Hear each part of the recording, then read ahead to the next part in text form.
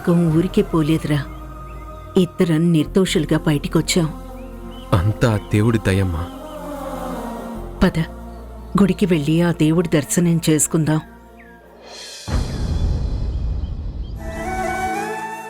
అలా police station గండం గడిచిందమ్మా. చూసారా అత్తయ్య, బావగారికి మీ మీద ఎంత ప్రేమ ఉందో. మీకోసం తను జైలుకి వెళ్ళడానికి కూడా సిద్ధపడ్డారు.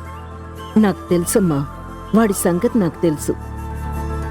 కాకపోతే ఆ మేఘన వల్లే వాడు తప్పుదారి పట్టాడు.